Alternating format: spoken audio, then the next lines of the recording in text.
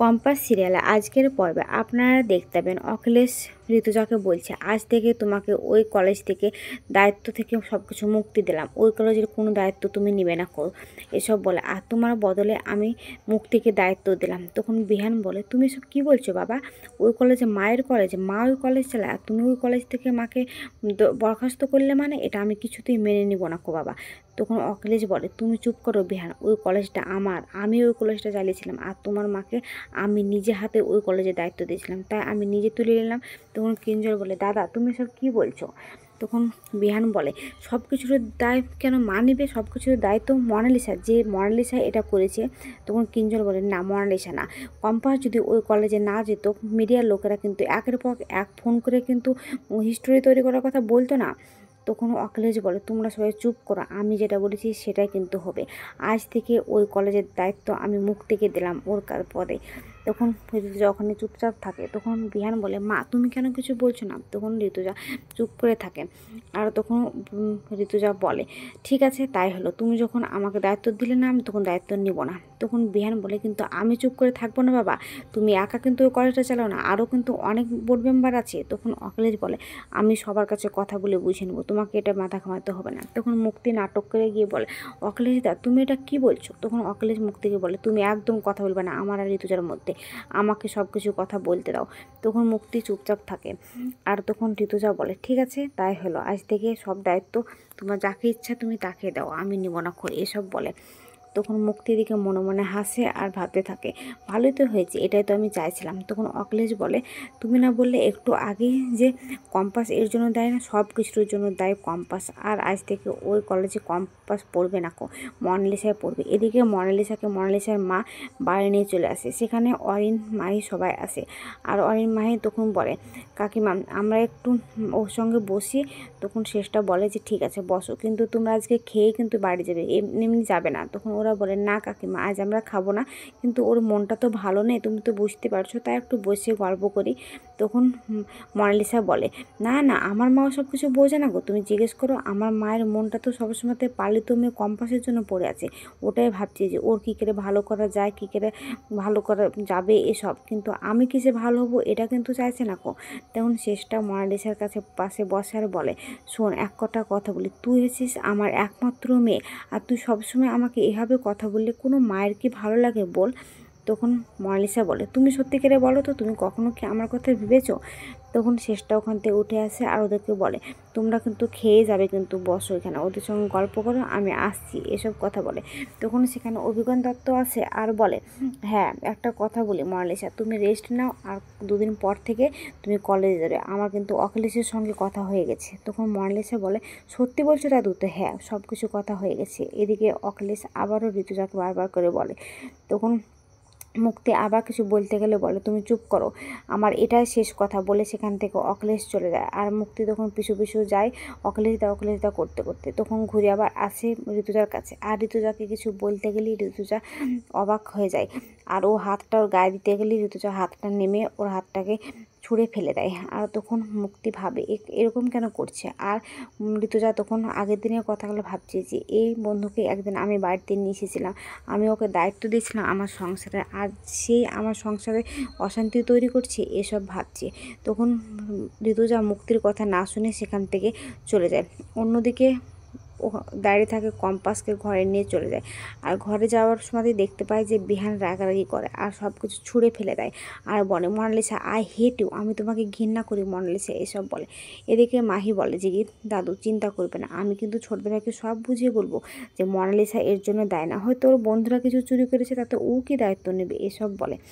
তখন অভিজ্ঞান দত্ত বলে, তুমি একদম চিন্তা করবে না মোনালিসা, তুমি মাথা উঁচু করে তুমি যাবে, ওই কলেজে তোমাকে কেউ কিছু বলবে না।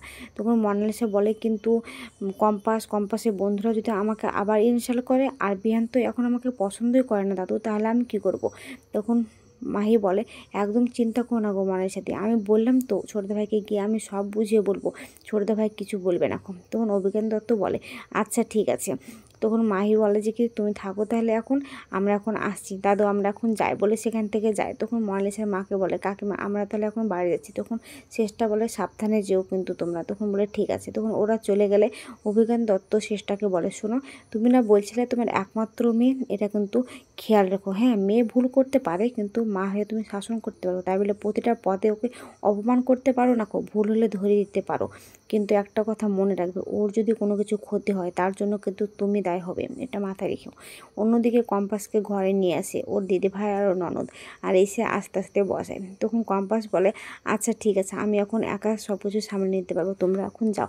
তখন রশ্মিকা বলে না না, আমি কিছুতেই যাব না, যে মা বলেছে তোমাকে একা ছেড়ে আমি কোথাও যাব না, তোমার কাছে থাকতে বলেছে। তখন কম্পাস বলে কিন্তু মাকে তো আমি একা রেখে চলে আসলাম। অখিলেশ স্যার যেভাবে মার প্রতি চিৎকার করছিলেন, মা এখন কি করছে তা কে জানে। ঠিক তখনই রশ্মিকার মা ঘরে ছুটতে ছুটতে আসে আর বলে বড় বৌমা আমার খুব ভয় করছে, দিদিভাই সব জামা কাপড় গোছাচ্ছে, যদি এখন দিদিভাই কোথাও চলে যায়। তখন কম্পাস বলে মানে কি বাড়ি থেকে চলে যাবে, এইসব বলে। ঠিক তখনই কম্পাস পা নামিয়ে গেলে অমনি সেখানে ঋতুজা আসে আর বলে এক পা নামাবি না কিন্তু, আজ থেকে আমি তোর ঘরেই থাকবো। আমি কোথায় যাব, আর গেলে কি তোকে বলে যাব না, তুই বল ছোট, তুই কি একদম ভাগে রেখেছিস। তখন বলে তাই তো, তুমি যাবে কেন তোমার সংসার ছেড়ে, এইসব বলে। তখন রশ্মিকাকে বলে রশ্মিকা তুমি এখন নিজের ঘরে যাও, এখন থেকে তো আমি এই ঘরেই থাকবো, তাই আমি কম্পাসের সব দায়িত্বটা আমি নিতে পারবো। বলো কম্পাস আমি এই ঘরে থাকলে কি তোর কোনো অসুবিধা হবে। তখন বিহান আসলে বলে মা এটা কিন্তু ঠিক হচ্ছে না, ওই ঘরে কিন্তু তোমার থাকার অধিকার আছে, তুমি এই ঘরে এসে থাকতে পারো না তখন ঋতুজা বলে আমি ওই ঘর থেকে নিজের ইচ্ছায় ইচ্ছায় ওই ঘর ছেড়ে আমি চলে এসেছি, কেউ আমাকে ওই ঘর থেকে বের করে দেয়নি আর একটা কথা বলি, তুই এত রাগারাগি করছিস কেন, আমাকে কেউ ওই ঘর থেকে বের করে দিতে পারবে না। আর তোর বাবা যতই বলুক না কেন, আমাকে কলেজ থেকে বাদ দিয়ে দেখে না কেন, তবুও কিন্তু আমি ওই কলেজের দায়িত্বে আছি। তোর বাবা আমাকে দায়িত্ব দিল কে, আমার শ্বশুরমশাই নিজে আমাকে ওই কলেজের দায়িত্ব দিয়েছে, তাতে তোর বাবার মাথা হেঁট হয়েছিল, তোর বাবার আছে পাও পড়েছিল, কিন্তু বিশেষ কর তো আমার শ্বশুরমশাই মানে তোর দাদু আমার প্রতি বিশাল ভরসা ছিল, যে ভরসায় যে নিয়মে উনি কাজ করেছেন সেই নিয়মে আমি কিন্তু কাজ করেছি, ওনার ছেলের প্রতিও ততটুকু ভরসা ছিল না, তাই আমি ওই কলেজকে কারো হাতে আমি তুলে দিতে পারবো না তাই তুই কোনো চিন্তা করিস না। এদিকে কম্পাস আবার পা নামাতে গেলে বিহান কম্পাসের দিকে তাকিয়ে থাকে আর কম্পাস ভয় পেয়ে পাটা আবার তুলে নেয়। এদিকে ঋতুজা আবারও বলে তুই একদম চিন্তা করিস না বাবা, একদম আমি সব কিছু ঠিক করে নেব। ঠিক তখনই ও ছোট যা আসার বলে দিদি ভাই আমরা যখন এই বাড়িতে বিয়ে হয়ে আসি তখন দেখেছি তোমরা দুজনে কাঁধে কাঁধ মিলে অনেক কলেজ তৈরি করলে, কিন্তু আমি ভাবতে পারিনি যে তোমাদের দুজনে এভাবে অমত মিল হবে। তা তখন মাহি আসার বলে কেন হবে না, তখন তো কম্পাস ছিল না মা, আর এখন কম্পাস এসেছে, এই সব কিছুর জন্য কম্পাসই দেয়। তখন ঋতুজা মায়ের কাছে যারা বলে জানো মাহি আমার নিজেকে না ঘৃণা লাগে এখন, যে তোমাকে আমি নিজের স্বাধীনতা দিয়েছি, তুমি যা খুশি তাই করেছো, কেন জানো, কারণ আমি ভাবতাম যে আমি তোমার আইডল, তাই মনে করতে না, এখনও তুমি ভাবো বলো তো, এসব বলে। তখন মাহি বলে একটা কথা বলি যে মা আমি কিন্তু নিজের জন্য বলছি না, সব কিছুর জন্য বলছি। এই যে মাহি মনালিসা আর ছোটদা ভাইয়ের যে সম্পর্কটা ছিল ওটা তো এখন সম্পর্কটা নষ্ট হয়েছে, তার জন্য ছোটদা ভাই কি কষ্ট পাচ্ছে না, বলুক ছোটদা ভাই নিজে মন থেকে এসব বলে। তখন বিহান বলে একটা কথা বলি মাহি, একদম তুই মনালিসার কথা বলবি না, আমি কিন্তু মনালিসার কথা একদম সহ্য করবো না, এই ঘর থেকে এখনই বেঁধে যা তুই আর অরিন দুজনে। তখন মাহির মা আসার বলে ঠিক বলেছিস বিহান, তোরা এখনই ঘর থেকে বেরিয়ে যা, যা বলছি তা বলে। তখন ওরা দুজনে ওখান থেকে চলে যায়। তখন কম্পাস বলে আমি একটু ওয়াশরুমে যাব। তখন ওর যা আরও কাকিমণি বলে ঠিক আছে নিয়ে যাচ্ছি। তখন রশ্মিকা এসে বলে মা আমি পারবো নিয়ে যেতে। তখন পারবি তো, হ্যাঁ। তখন ওকে ওয়াশরুমে নিয়ে গেলে তখন রশ্মিকার মা বলে দিদিভাই একটা কথা বলবো, তুমি তো বলেছিলে যে কি কম্পাসের জন্মদিনটা ধুমধাম করে করবে, এই মঙ্গলবার তো কম্পাসের জন্মদিন আছে, কিন্তু এখন করা কি উচিত হবে বুঝতে পারছি না, দাদা করতে দিবে কিনা। তখন বলে কেন করতে দিবে না, ওকে আমি অবশ্যই করব, এই জন্মদিনটা ও ধুমধাম করে করবো, এটা ওর সারপ্রাইজ পার্টি হবে, এসব বলে। আগাম পর্বে দেখতে হবে যে কম্পাসকে বলছে তুই ওই কলেজে যাবি আর তোর জায়গায় 1 ইঞ্চি তুই ছাড়বি না, তুই যদি সব কিছু অপমান সহ্য করে নিস তাহলে কিন্তু মনালিসা পেয়ে বসবে, আর ওই কলেজ থেকে ওকে বাদ দেওয়া যাবে না তখন বলে ঠিক আছে মা তুমি কিন্তু ঠিক আছো তো, হ্যাঁ আমি সেদিনই ঠিক থাকবো যেদিন আমি অপমানের যোগ্য জবাব দিতে পারবো। আজকের পর্বটা কেমন হয়েছে যদি ভালো লাগে কমেন্টে শেয়ার করবেন, আর হ্যাঁ ভুল করে থাকলে আমাকে ক্ষমা করবেন।